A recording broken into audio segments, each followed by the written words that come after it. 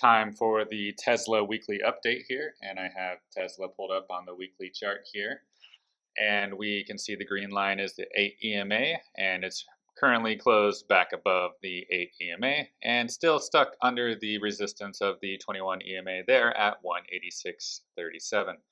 So it's in a range, right? It's just stuck in a range and just has to have more time to break out. And if you go even look at the Ichimoku indicator, we'll turn this one off.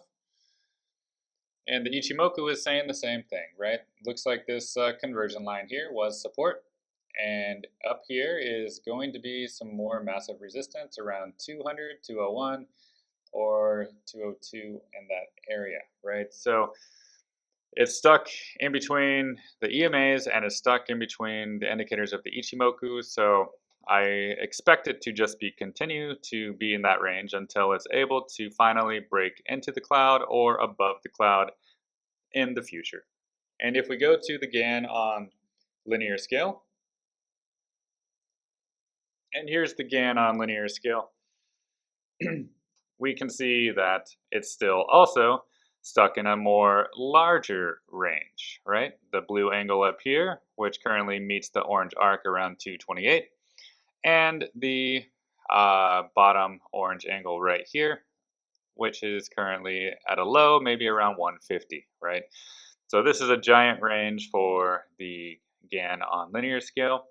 So it just needs more and more time until it's able to break into the arcs and above as well. Now, lastly, let's go to the GAN on log scale. Actually, not lastly, I'm going to show you the angles chart too.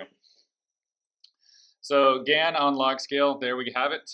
Still never successfully backtested this green arc yet. It's just floating above still, which also means it's still in a range. And this is also at 201, 200, the same place that Ichimoku cloud was. And the bottom of the range is currently around maybe 162, 160 if it wicks below. So that is the current range on log scale, so it's also pretty large. But as we can see on the indicators of the Ichimoku, like I said before, it's clear that there's some support with that conversion line right there, the blue conversion line, right? Now, lastly, we're going to pull up our angles chart. And we're going to move that. We can see the blue angle here has been really good support after a wick down to the purple there, and the blue has been holding that support. And the great news that I mentioned before is that currently price is on the top side of this angle sloping down, and it's on the top side of this blue angle sloping up.